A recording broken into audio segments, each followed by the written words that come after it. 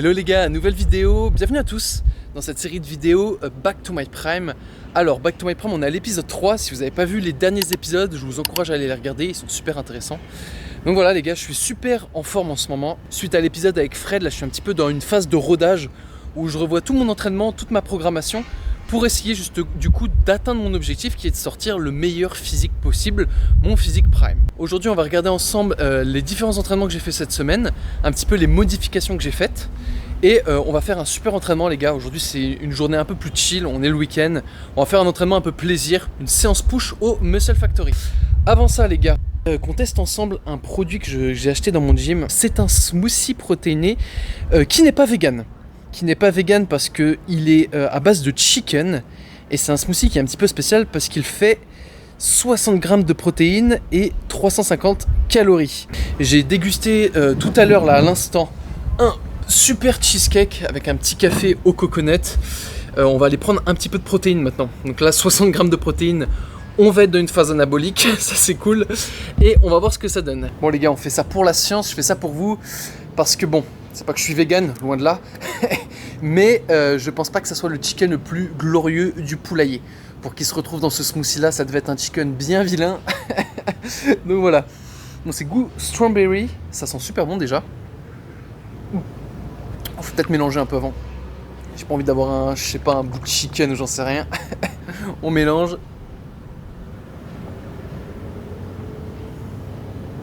On sent bien le petit goût de yogourt. À la texture, on sent que c'est spécial. Pour ceux qui se demandent, il n'y a aucun goût de chicken, donc de poulet. Absolument pas. Peut-être un petit truc sur la texture. On sent que c'est différent pour ceux qui ont goûté plein de smoothies protéinés différents. Donc ça s'appelle Katak. Non les gars, c'est pas trop mal. Pour ceux qui viennent en Thaïlande, qui ont envie de faire des expériences scientifiques, je donnerais la note de 6 sur 10. Non moins, 5,5 sur 10. La texture elle est pas non plus incroyable, on va pas se mentir. Le goût strawberry est vraiment bon et c'est riche en protéines, donc c'est top pour l'anabolisme. Bon les gars, je vais sortir mon PC et on va regarder ensemble la programmation du coup de cette semaine. J'ai fait 4 entraînements cette semaine et je vais pas vous montrer ma séance point faible qui est la plus intéressante, je vais la garder pour une prochaine vidéo. Et on va en voir 3 aujourd'hui, donc mon PPL, le premier PPL, Push-Pull Legs, c'est le format d'entraînement sur lequel je m'entraîne. Et on va regarder ça ensemble. Et ensuite on ira au Muscle Factory. Bon, on commence cette séance push par la chest press de chez Nautilus, qui a une super négative. Une super négative. De temps en temps, je change avec la Smith Machine, selon un petit peu la disponibilité de la machine, parce que je m'entraîne dans une salle qui est commerciale. Donc voilà, mais cette chest press là, elle est vraiment bien, donc je me donne dessus. En général, je fais 3 sets, et si j'ai beaucoup d'énergie, j'en fais 4. Je vais pas à l'échec, je fais une rep en réserve à peu près. Ensuite, j'enchaîne avec les dips. Superbe exercice, vu que j'ai un point faible sur les triceps, les dips ça me permet d'être un super exo, je vais bosser et mes pectoraux et mes triceps. Je fais une super amplitude, pour l'instant je commence poids de corps et puis j'augmenterai avec du lest au fur et à mesure. On enchaîne avec des fly, alors les fly je sens super bien ce mouvement là, je le préfère au butterfly même si ça m'arrive de faire du butterfly.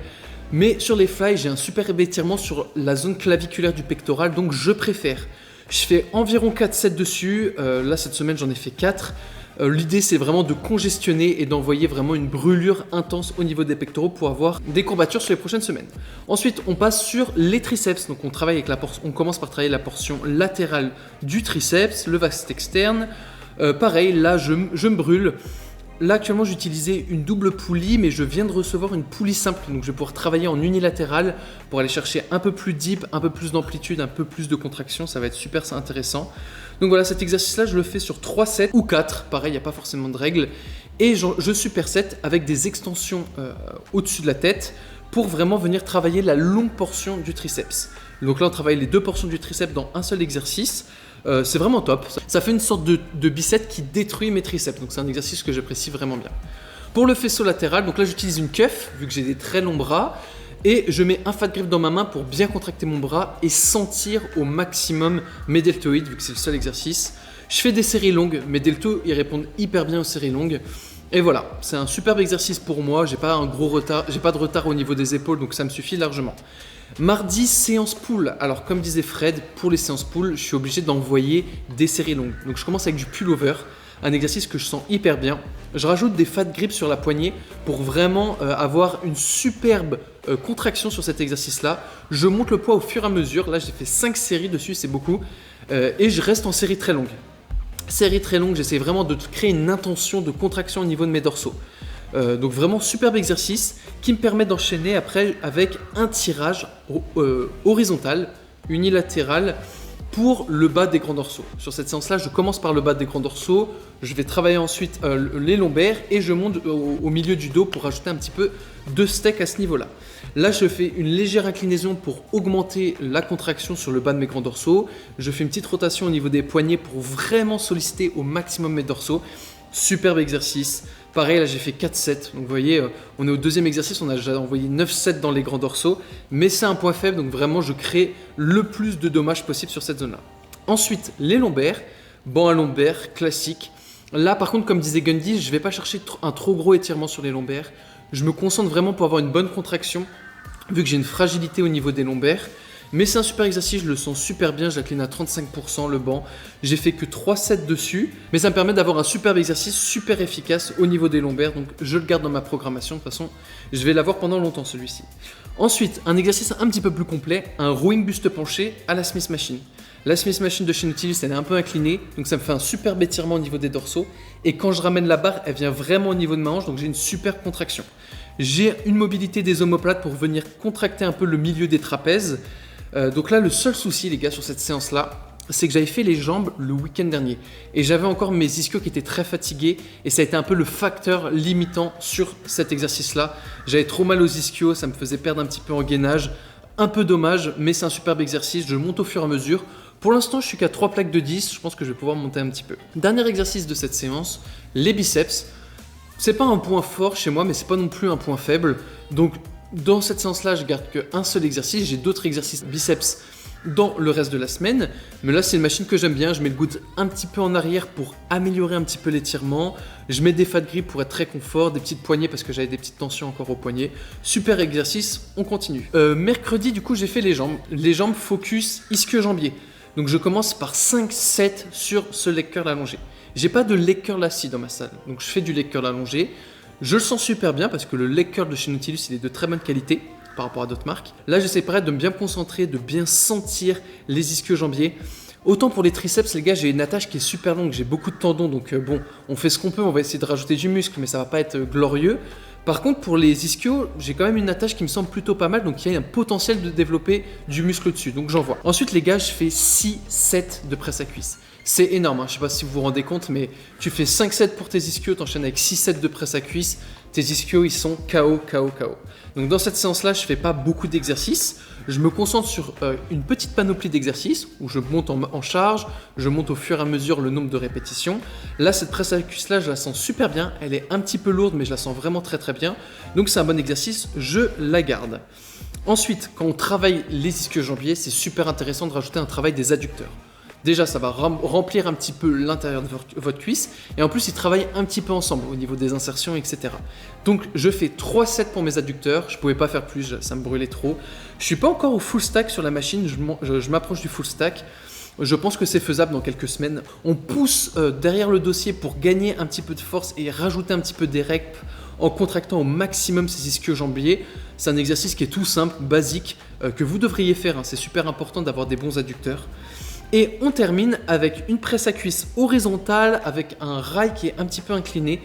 Sur cette machine-là, je cherche une bonne flexion de genou pour utiliser au maximum mes quadriceps. Vous l'avez vu, on a travaillé les ischio-jambiers, un peu de fessiers, les adducteurs, il reste un peu de quadriceps, même s'ils ont travaillé sur la première presse à cuisse. Là, on vient bien travailler les quadriceps avec une résistance sur une poulie, donc ça change un petit peu. Le siège est confortable, je mets les pieds le plus bas possible du plateau de la presse à cuisse et j'envoie. Pareil, je compte pas trop, là je fais des séries longues. Cette presse là elle n'est pas non plus ultra lourde, j'ai déjà fait full stack dessus, donc là l'idée c'est vraiment de venir bien étirer les quadriceps et de bien venir les contracter. Don't test me. You don't impress me, so don't test me, nah. So don't test me. Nah. Don't test me. Yo, you don't impress me, so don't test me, nah. So don't test me. Nah. Don't test me. Yo, they wouldn't let me. Man's gal wanna come undress me. Swing with a right, but I might go lefty. I make plus with it, so don't test me. Don't test me. they wouldn't let me. Man's gal when I come undress me. Swing with the right, but I might go lefty. I made plus with it, so don't test me, nah. You don't impress me, so don't test me, nah. You don't impress me, so don't test me, nah. So don't test me, nah. Don't test me.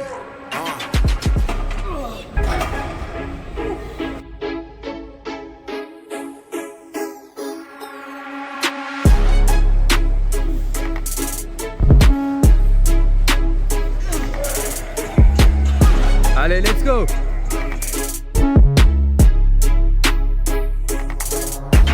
Allez! Let's go!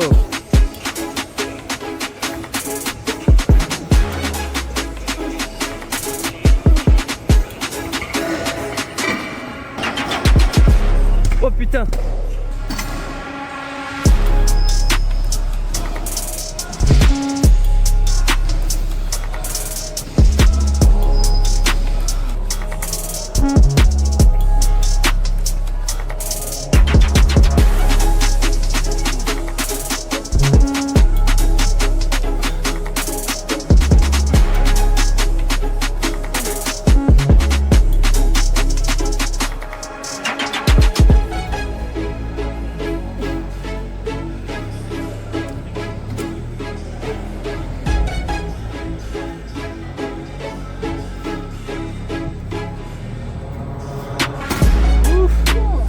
Let's go!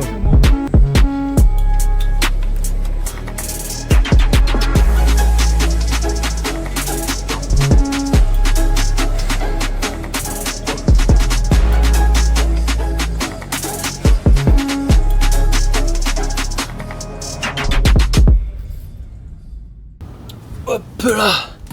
Bon les gars, de retour à l'appart avec un post-workout assez classique, je vous mettrai une image.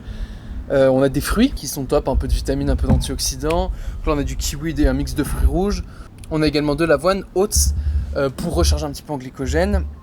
Et également un peu de noix de cajou avec un petit peu de prot. Donc ça fait un repas complet post-entraînement. Bon là ça fait quelques heures que je suis rentré donc je suis un peu en retard sur mon post-workout. Donc super séance. La shape elle bouge bien en ce moment. Toutes les semaines, le samedi matin, je me pèse avec une balance qui s'appelle InBody. Donc c'est une balance professionnelle, je crois que ça vaut un peu moins de 10 000 balles ces machins-là. Je sais pas si c'est fiable, je connais pas du tout, je sais pas s'il y en a qui connaissent, qui peuvent mettre en commentaire si c'est fiable ou pas. Mais en ce moment la shape elle bouge bien, donc je vais vous montrer l'évolution à l'écran. Donc j'ai gagné 2 kilos au total sur la balance. J'ai perdu 1 point de pourcentage de masse grasse et j'ai augmenté un peu ma masse musculaire. Alors voilà, je ne prends pas forcément les chiffres comme des données directement fiables et vraies. Vous avez vu ma shape tout à l'heure, je pense vraiment pas être à 6% de matière grasse, ça m'étonnerait. Même si j'ai des veines sur certains endroits du corps et que bon, voilà, j'ai les abdos apparents, etc. Je pense pas être à 6% de matière grasse. Je pense que je peux encore bien descendre. La seule chose qui m'aide avec cette balance-là, c'est de traquer l'évolution avec des données. Je ne m'intéresse pas à la donnée précise, 6% de matière grasse. Par contre, si je vois que je perds en pourcentage de matière grasse, je pense que j'aurais perdu du fat. Sachant que je me pèse toutes les semaines à la même heure, dans les mêmes conditions, avant de manger, pour vraiment avoir des données fiables, ne pas être trop lourd sur la balance avec de la rétention d'eau, etc. J'espère que je vais continuer de progresser les prochaines semaines. Les entraînements cette semaine, ils ont été assez durs avec la chaleur qu'il fait à Bangkok. Mais je vais faire tout mon possible pour tenir. La récupération, ça va vraiment être la clé dans cette transformation. Vous avez vu aujourd'hui un petit peu de marche, un petit peu de sauna. Je vais aller me masser tout à l'heure. Je me suis massé aussi le week-end dernier dans un salon de massage thaïlandais pour vraiment essayer de récupérer au mieux et être le plus efficace possible à l'entraînement. Le sommeil, etc. Là en plus de la collation, j'ai ma gourde d'eau dans laquelle j'ai mon magnésium, citrate de magnésium, 320 mg de magnésium. On a également un peu de sodium, on a du bicarbonate, etc. Donc voilà, je fais attention à mes minéraux, je fais attention à mon sommeil et j'espère continuer de progresser. Pour l'instant c'est top, on est à 4 semaines de transformation, on a déjà pris 2 kilos sans prendre de fat, même la balance dit que j'ai perdu du fat. Donc on va continuer comme ça les gars, je pense que dans quelques mois il y aura une belle transformation. Bon, merci à tous d'avoir regardé la vidéo jusque là. Je vous souhaite un bon courage, une bonne semaine et à la prochaine.